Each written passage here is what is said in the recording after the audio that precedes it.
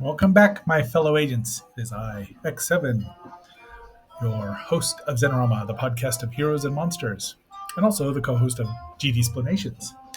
Today we're going to be doing a book review. It is Wednesday, and we're getting back to that now that we've gotten past all the museum reviews and dinosaur places. So, actually, we're just going to get right into it, and I can show you the book here momentarily.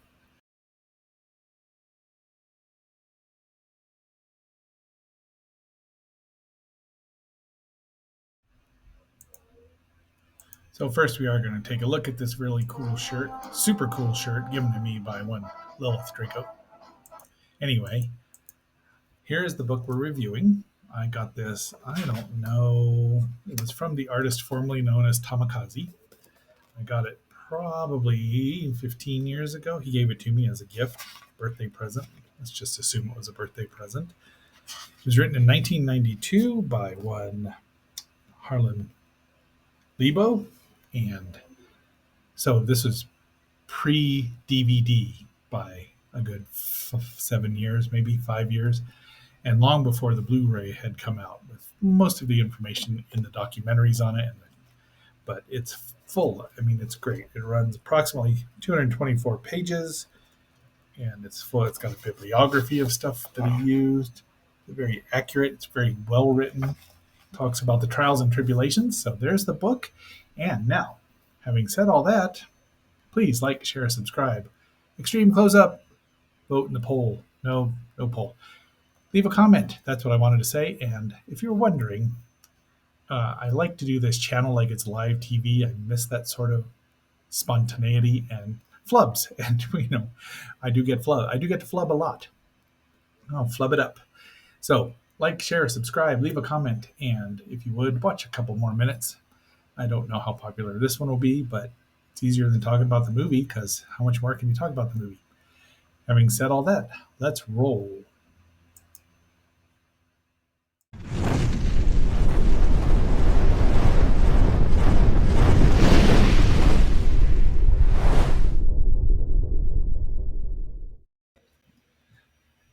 Oops, there we go. So here's the screen, or the cover of the book.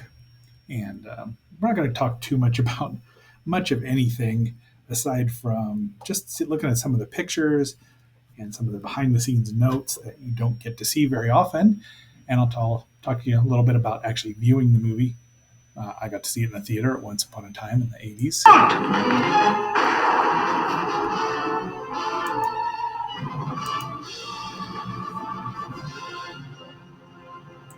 It did start out life as everyone comes to Rick's. Here is the contents page, the first page.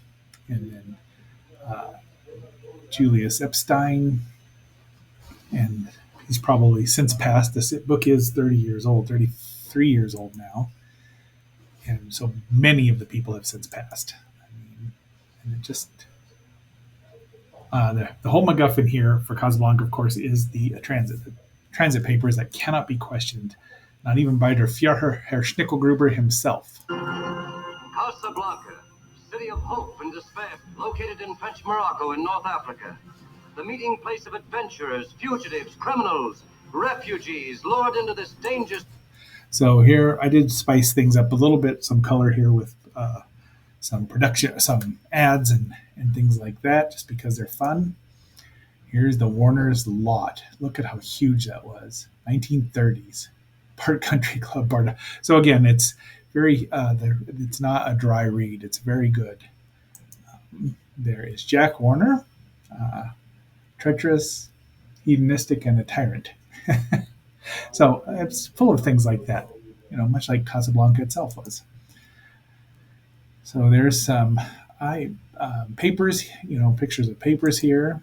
And let's see how Wallace, second in command there. Yeah, you can read all that. Swept oasis by the hope of escape to the Americas. But they're all trapped, for there is no escape. There is no escape. It sounds like Caprona, doesn't it? It talks about how they came about getting the stars here. Humphrey was never in doubt, really. The part was written for him. And there he is in Petrified Forest, movie I've never seen. Here's a nice I don't know if it's colorized or not, but those look pretty authentic, like authentic colors. Lots of times when you crayonize a movie, they'll use pastels that weren't popular at the time. And there he is, Richard Blaine. Everyone comes to Rick's. So there was a bit of they did want someone else to be the part to play the part. George Raft was up for it, and he wanted it, but they said no. Here's the lovely Ingrid Bergman, and who's Elsa plays Ilsa, and it's just yeah, they wanted her, but she was a excuse me. They want also somebody asked for Hedy Lamarr, but MGM had her both of them under contract, so they had to do some finagling. There's George. That's inter-office communication about George Raft. All this, you just didn't know all this stuff back in the day, and I never even knew this book had come out till, like I said, into the aughts probably. And there's Claude Rains, who I did know of as the Invisible Man, and of course Prince John in The Adventures of Robin Hood, that remarkable voice of his and supreme talent. Yes, he's. And here's a 50th anniversary because the book came out on the 50th anniversary because it was 92. Movie was released in 1942. November 26th in Hollywood Theater, January 23rd, 1943. January 26th, 1942. So it's set in Casablanca before the United States had formally joined the war. So, and there's Conrad Witt as Major Heinrich Strasser, the, the ostensible villain of the piece. Dooley Wilson, who was a drummer and not a pianist, but faked it so well and sang the song.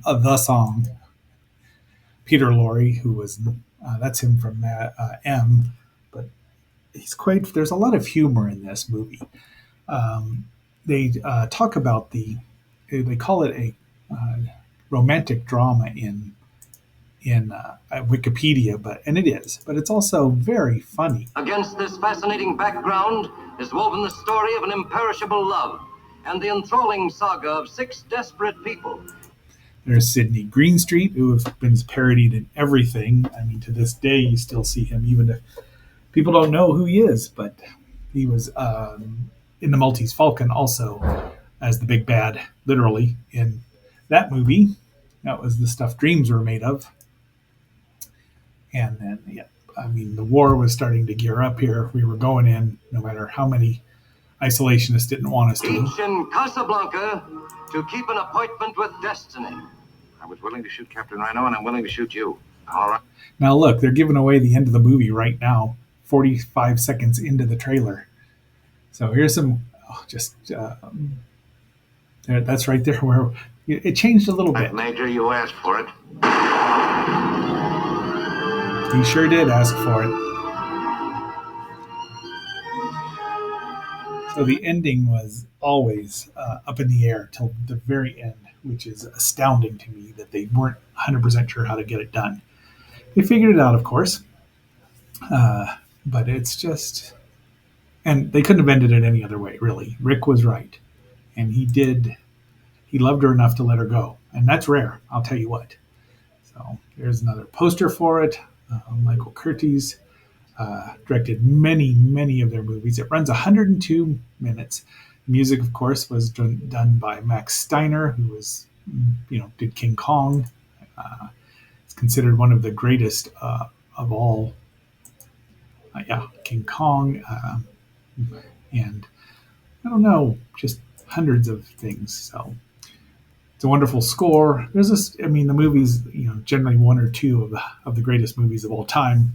It's either that or Citizen Kane, and Citizen Kane is really well done, but it's not quite this. So, and the rest of the cast is astounding. Both of these two are very funny, and there's gambling, the illegal gambling, where Captain Renault is shocked to find out there's illegal gambling. You're winning, sir. I mean, I can't really talk too much about the movie. What's the point?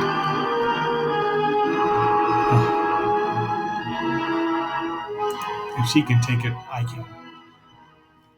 You will see the trailer. There's some behind the scenes shots. How much I still love you. So back to no edit there. And I should have just skipped that part though. Let's go forward here. Suspect. I know, for instance, that you're in love with a woman. It's perhaps a strange circumstance that we both should love the same woman. What do you want for sale? Don't buy and sell human beings. That's too bad. That's Casablanca's leading commodity. You can ask any price you want, but you must give me those letters. I tried to reason with. That trailer is a little skippy, but that's all right. Flows right into the whole, motive here of the podcast, doesn't it? There's Sydney just being amazing, and Peter Lorre about his. There's a story about this, so there's good on this. Just go buy the book. It's still available on Amazon, but once again, thanks to the artist formerly known as Tamakaze for getting it for me. If she can take it, I can take it. Yep, there's more behind the scenes stuff here. I like that. We've already seen the last of that. I tried it. Now I want those letters.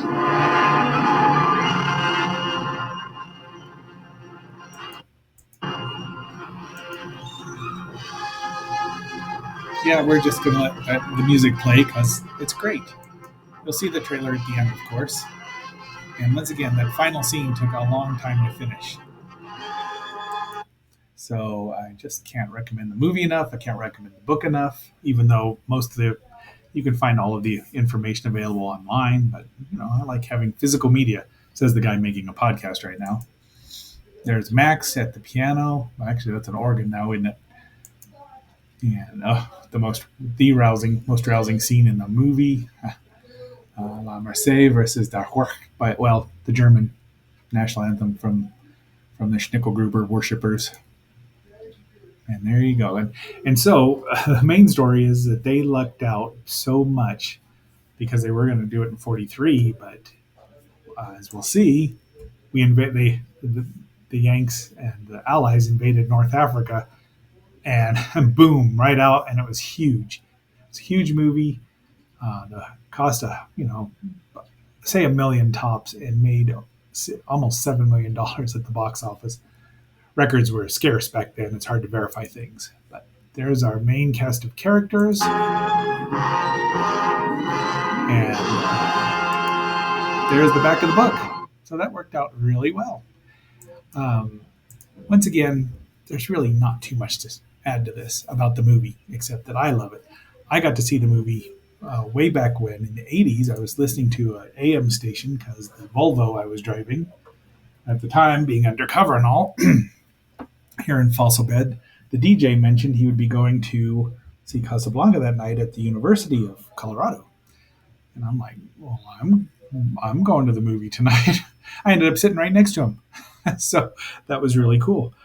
I don't remember the name of the AM station. It was Boulder-ish, but I just don't remember anymore because it's been it might have been 40 years ago for all I know, but almost 40 years ago, if not. And if you didn't think I was going to end this particular podcast with the picture of the lovely Ingrid Bergman, I thought about bringing her a picture of her daughter, Isabella, but that just will provide more mockery. Is sure to happen. Be that as it may, my fellow agents, that is our show our episode for today. Lovely book, wonderful movie. It deserves every accolade it gets, and I might have to watch it at some point again in the near future, alone, by myself. So, until our next assignment, and some more music here, this is X7 signing off and phasing out.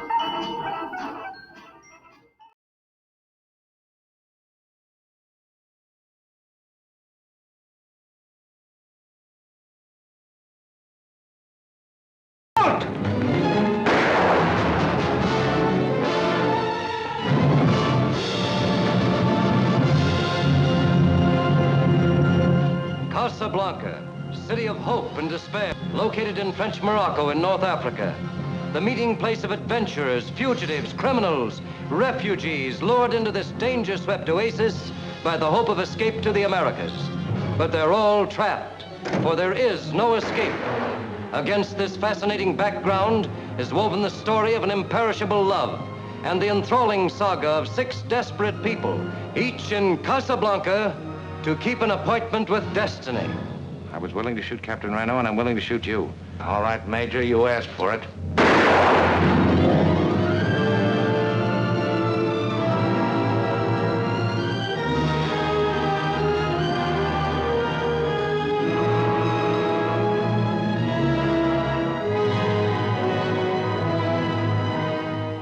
You knew how much I loved you. How much I still love you.